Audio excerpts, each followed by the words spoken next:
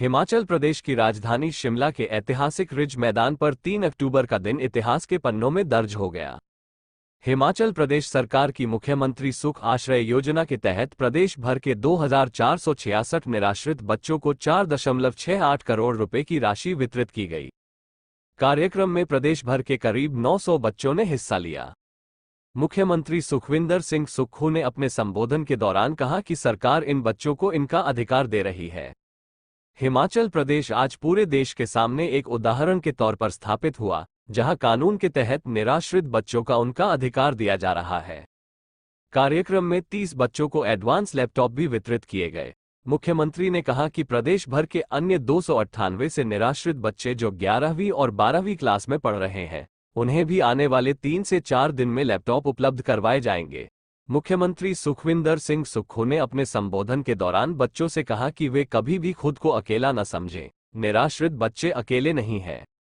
मुख्यमंत्री सुखविंदर सिंह सुक्खू खुद और उनकी पूरी सरकार उनके साथ है। मुख्यमंत्री ने कहा कि जब उन्होंने रिज मैदान पर शपथ ली, तब सभी उनका इंतजार सचिवालय में कर रहे थे, लेकिन वे सचिवालय न जाकर अनाथालय गए। उन्होंने कहा कि उसे दिन उन्होंने बच्चों से कई चीज सीखी। बच्चों से कोई बात तो नहीं हुई, लेकिन उन्होंने उनके मन को पढ़ लिया। उसी दिन यह निश्चय कर लिया था कि निराश्रित बच्चों के लिए कुछ बड़ा करना है। मुख्यमंत्री ने कहा कि आज कानून के तहत हिमाचल प्रदेश के सभी निराश्रित बच्चों को चिल्ड्रन ऑफ स्टेट का दर्जा दिया गया है। ऐसे बच्चों की माता पिता सरकार ही है। उन्होंने कहा कि 10 महीने में कई बैठकों के बाद इस योजना को आज ग्राउंड जीरो पर लागू किया जा रहा है। मुख्यमंत्री ने कहा कि आज भी अपने मन ही मन में खुद को फलीभूत महसूस कर रहे हैं।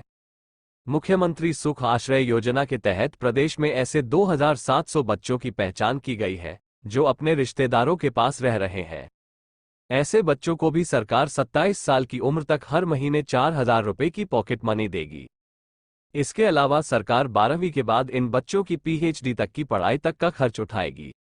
सरकार ने योजना के तहत बच्चों की कोचिंग और स्वरोजगार के लिए भी आर्थिक मदद देने की बात कही है। हिमाचल प्रदेश के निराश्रित बच्चों को 18 साल से 27 साल की उम्र तक हर महीने 4000 रुपए की मदद मिलेगी।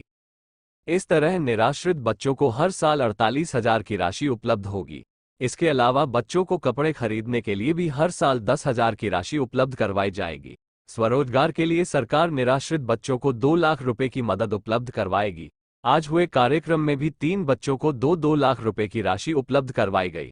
मुख्यमंत्री सुख आश्रय योजना के तहत निराश्रित बच्चों को साल में 15 दिन एक्सपोजर टूर की सुविधा मिलेगी। इसमें बच्चे रेल और हवाई यात्रा का मजा लेंगे और 3 सितारा होटल में रहेंगे। पंजाब दस्तक के लिए सुरेंद्र राणा की रिपोर्ट। ऐसा है कि जो मुख्यमंत्री सुख आश्रय योजना है, इसमें जो बच्चा अपने माता पिता को खो देता है और जिसके माता पिता इस दुनिया से चले जाते हैं, अनाथ हो जाता है वो बच्चा, उसको सरकार ने कानून के द्वारा ये अधिकार दिया है कि वो चिल्ड्रन ऑफ द स्टेट कहलाएंगे, यानी कि राज्य के बच्चे कहलाएंगे। सरकार ही माता और सरकार ही पिता। तो ये इस योजना का आज शुभारंभ हुआ है। जो CCI में और फोस्टर केयर में 1200 बच्चे थे, उन सबको इस योजना का लाभ मिलना शुरू हो गया है। जो हायर एजुकेशन में 18 साल से ऊपर जाने वाले बच्चे थे, उनको इस योजना का लाभ मिलना शुरू हो गया है। और जो 11th 12th में 298 के करीब बच्चे हैं, उनको लैपटॉप देने का भी शुभारंभ आज हो गया है। और जो बाकी 2700 बच्चों का और पता चला है, उनको भी 4000 रुपया मासिक देने की योजना है। इस दृष्टि से हमारी सरकार कार्य कर रही है। आपदा के तहत जो पैकेज शुरू किया गया है, उसकी प्रक्रिया की SOP जारी है। हमने पूरा डिटेल मंगा लिया और जल्दी ही आपदा के तहत प्रभावित परिवारों को राहत राशि प्रदान कर दी जाएगी। सर, जो कोरोना काल में लगे थे, क्या उसको लेकर कोई सरकार विचार? अब जो कोरोना काल में जो आउटसोर्स पर लगे थे, हमने तो माननीय मंत्री जी ने 2-3 बार मीटिंग की और हमने कोशिश की कि वो कोई नीति के तहत लगे हो, पर उसके लिए आउटसोर्स की जैसे नीति है ना, तो उनके लिए कोई नीति नहीं पाएगी।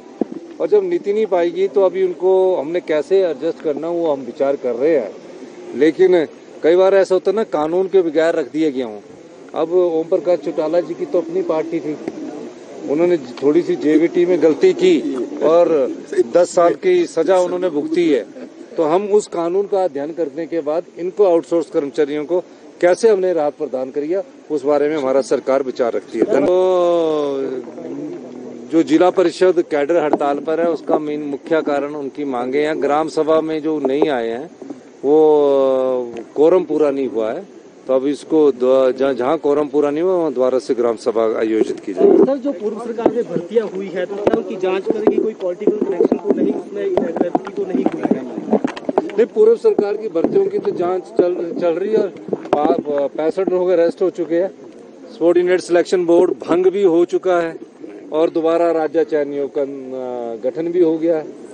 तो जो अव्यवस्था है ना, ये सारी, ये भारतीय जनता पार्टी ने ऐसी सरकार चलाई कि देश का तो बेड़ा, प्रदेश का तो बेड़ा गर्क किया ही किया, लेकिन व्यवस्था का भी स्यापा पीट दिया उन्होंने। तो इसलिए हम सारी चीजों को ठीक ढंग से लाने की कोशिश कर रहे हैं। पॉलिटिकल कनेक्शन भी सर मिला तो